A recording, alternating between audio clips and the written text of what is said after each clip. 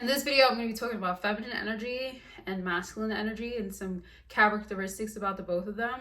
I'm going to give some examples of those characteristics, and I'm also going to talk about unbalanced characteristics, right? So balanced characteristics of feminine energy include, number one is receptive, right? So feminine energy is made to receive. Feminine energy is made to receive, whereas masculine energy is made to provide, right? And when I say provide, I'm not only talking about money. I know everybody wants to have a fit once money is involved, right? But provision, providing comfort, providing security, providing stability, providing things that, put a woman at ease, right? So women are made to be receptive, right? And one indication that you're having some wounded feminine energy issues is if you have difficulty receiving, right? So let's say your aunt buys you something and you're like, no, I couldn't take this. Like maybe that's a strong indication of you having difficulty receiving. And that could either be too much masculine energy, or that could even be like a self-worth issue where you feel like you're not worthy of receiving, which is still a manifestation of unhealed feminine energy, right? You are beautiful. As long as you're a beautiful person doing beautiful things, spreading beautiful energy, you deserve beautiful things to happen to you, and you deserve to receive beautiful things as well, right? So if you give a lot of beautiful energy and good vibes to people, you deserve beautiful things to be given to you, right? Femininity is imaginative and creative, right? Whereas masculine energy is more methodical and structural and in the material world, right? So feminine energy spends a lot of time in her imagination, in her creativity. And this isn't necessarily a negative thing, where it can have a negative connotation where people say, she's an airhead or this and a third. But it's literally you just spending a lot of time in your creative energy and in your imagination, which is a good thing because that's where all of our ideas come from, right? And think about what we're here to do on earth is to create as traditionally as women, right? Again, these things are not gender specific. They're literally just energies. But I'm going to be using man and masculine and female and women interchangeably. So please don't take offense to that, right? So yes. And if you think about the characteristics of masculine energy and what masculine energy was traditionally made to do, it makes sense that they're not as much in their creativity or in their imagination, and they exist more so grounded in the material world because they're here to provide and to protect traditionally, right? So these are things that you need to be hyper aware of exactly what's going on around you right now, right? You can't afford to be wasting your time in your imagination, right? Okay, adaptability, right? Feminine energy is significantly more adaptable than masculine energy. Masculine energy tends to thrive on routine and doing the same thing over and over again. A lot of men don't feel whole until they develop a strong routine that they do regularly every day, and it makes them feel good and it pushes them to do better. But biologically speaking, women are more adaptable because we experience a lot more change even within the span of a month than masculine energies do, right? Think about women and their cycles, right? And oftentimes this can be a real bad point of relatability too between masculine and feminine energy, because masculine or men biologically get the same amount of energy every day. So every morning men have a surge in testosterone and that fuels them pretty much for the day, right? Whereas women, we don't get the same energy jolt every day, right? We have specific points within our cycle that we have energy, and a lot of more times where we don't have as much energy, right? So, and again, this makes sense because traditionally and evolutionarily, we have different roles, right? So I think that's like a bad point of communication. Sometimes men misinterpret that as like women being lazy or whatever the case may be, but hormonally and biologically, women have different needs. Like women do need a lot more sleep than men. That's not just an excuse, like that's actual science, right? Okay, so feminine energy is more nurturing, whereas masculine energy is more protective, right? So let's think about the traditional roles of like a mother and a father, right? So typically the mother is going to be the one providing emotional care, providing actual physical care, nurturing, feeding, a lot of these characteristics, even though again we have room for the new age, traditionally this is the role, which is why even the woman or the biological woman is the one that actually provides food, right? Through her body and milk. And if you give the child to the father, think about the typical roles that we expect fathers to fulfill, which is protection, provision, creating structure for the child, right? That's typically, even discipline, that's typically a manifestation of creating structure. You see what I'm saying? So yeah, this is really important. Like I really, really want everybody to like asterisk this, especially my men out there. Motivation, right? Feminine energies and masculine energies are motivated by very, very, very different things, right? Feminine energy is motivated by affection and praise, whereas masculine energy is motivated by challenge, right? And I feel like this is, again, a difficult point of relatability, because it's like sometimes we're trying to motivate each other with what we within ourselves are motivated by. And so like, I'll give you an example of like a child, right? Let's say you have a highly feminine little girl and you have a very masculine little boy, and you are trying to get them to run a mile, right? If you tell the boy, you can't run a mile, like you can't do that, he might be motivated by that challenge, like, what, I can run a mile, and he'll do it, right? But if you tell a highly feminine little girl that, she's more likely to just believe you and not try. Like she'll be like, oh, I can't do it, okay, so then I won't try, right? So very different results because of very different motivations, right?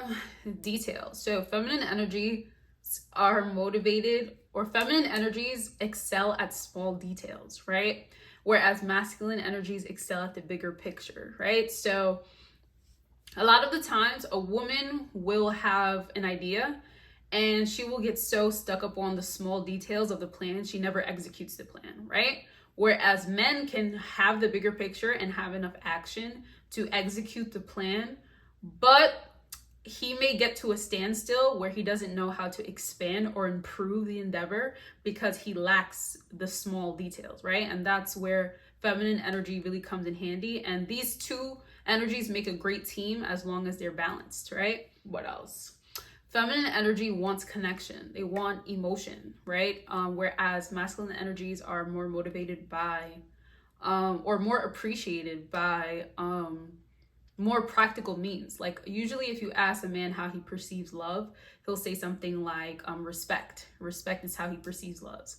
And if you ask a woman the same question, typically she might say a feeling or an emotion or something like that, right? So again, women or feminine energies are more motivated by connection, emotion, whereas masculine energies are more motivated by respect and appreciation.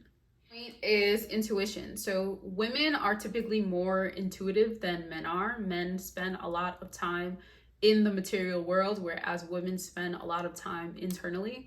And think about what it is that women or feminine energy was placed on earth traditionally to do, is to create life, right?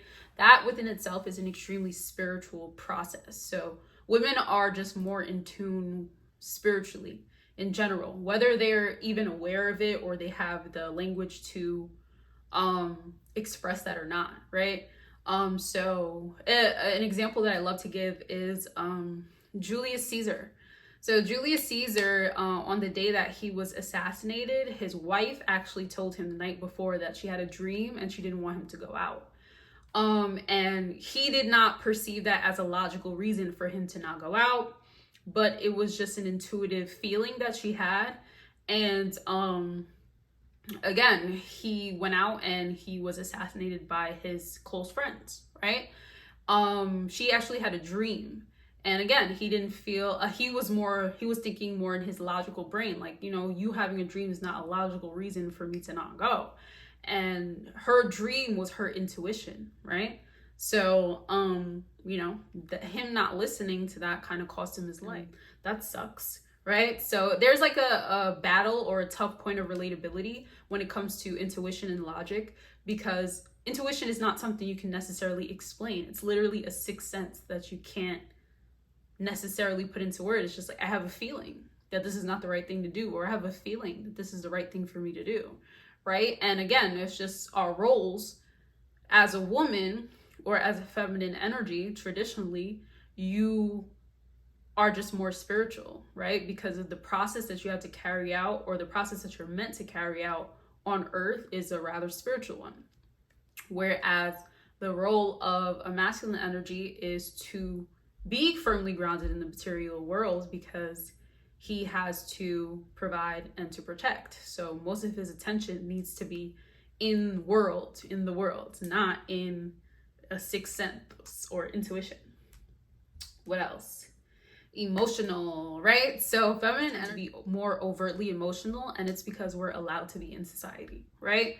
A lot of masculine energy was taught that they're not allowed, or it's not appropriate to express themselves emotionally or be overtly emotional. But since we as women are allowed to be overtly emotional, we just are. Like, we'll cry, or we will complain, or we will fuss, or whatever the case may be, and that's typically okay in society. But men, since it's not usually okay for them to overtly experience emotion, they typically exhibit psychosomatic symptoms, right? So psychosomatic symptoms is when your body basically takes what's wrong mentally and it manifests it in your actual physical body, right? So a lot of the time, if a man is experiencing anxiety, or if he's nervous, he will feel that in his gut, and he'll have to go to the bathroom or something like that, or his hands will start to be sweaty or something like that, or, you know what I'm saying, he will experience bodily symptoms as a manifestation of what he's feeling emotionally. Most of the time, it's gonna be a gut issue, is because 70% of the serotonin that your body synthesizes does exist in your gut, right? So gut health and mental health are highly correlated. Right. Collaborative. So feminine energy is typically more collaborative than masculine energy. And I know that there might be some pushback about this. If you really think about it, when there are a group of feminine energies that are genuinely friends, they will exude a lot of love in between them, and a lot of encouragement, and a lot of emotions. And kind of the opposite is true for a lot of masculine energies in a group. There'll be a lot of competition. It can be a very hostile or harsh environment, but it is necessary for a masculine energies process to be in those environments from time to time, because those help to increase his testosterone. Because when a man is always surrounded by feminine energy and women, he will have a decrease in testosterone, and he will have an increase in estrogen, and internally that won't feel right, and you might see him like pull away from you, or try to spend less time with you, or more time with his friends. You see what I'm saying? Men do need to spend time with each other so that they remain hormonally and internally balanced. You know, testosterone is like a pick-me-up, and so if a man doesn't have enough testosterone, or he has too much estrogen, he'll be lazy. He's not going to be able to make as much money. He won't be inclined to provide or protect, or, he will just kind of be stagnant or stuck or inert. And that's not good for anybody, right? Expressive. Feminine energy also is more expressive than masculine energy. And masculine energy tends to be more supportive, right? And this is also a difficult point of relatability, because there are a lot of times where a woman or a feminine energy is expecting a man to be as expressive as she or he is. You see what I'm saying? Like, that's just not necessarily the case, and that may not be the reality that he lives in, right? He may not have taught to understand himself enough to be able to express himself. And again, our upbringings typically are to blame for that, right? So if you were taught your whole life that you're not allowed to open up and express yourself and have all these feelings, how could you even begin to sit there and understand yourself enough to explain how it is that you're feeling and why you're feeling it, right? So again, the point within the yin and yang symbol, I actually drew it. I drew it a little rather poorly, but I drew it, right? Within the yin and yang symbol exists the opposite energy, right? And the reason why is because this serves as a point of relatability, right?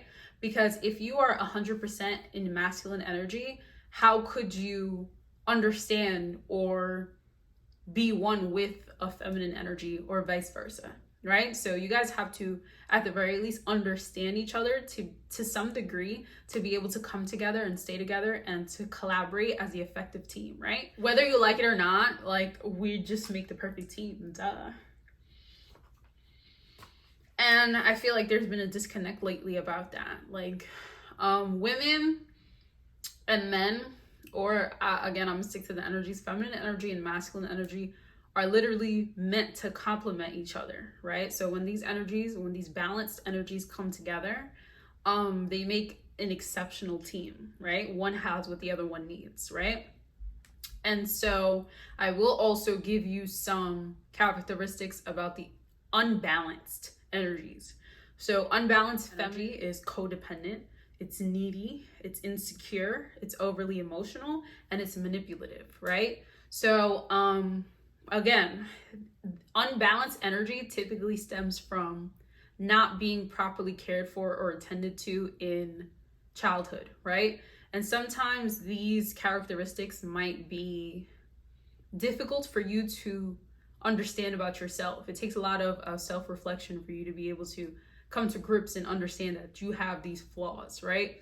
And so honestly, that does take quite a bit of self-awareness. And so I would recommend that if you are seeking a feminine energy and you're seeing these characteristics within them, to pick a good time and pick a good place and come from a point of understanding and, you know, calm, understanding, reassuring, to bring up these characteristics and how you guys are going to fix them together.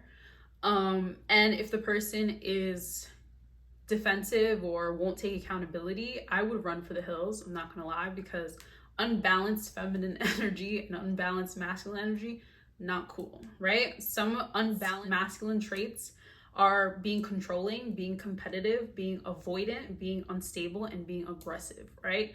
And again, these typically stem from childhood issues that were never addressed, childhood wounds, issues with parents, etc., etc.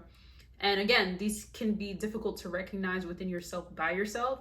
So you can try to bring it up again from a point of relatability, from a point of love, from a point of care, right? And you could talk to your partner about these characteristics that they have, but again, they have to be receptive to change, right? You can't force anybody to change.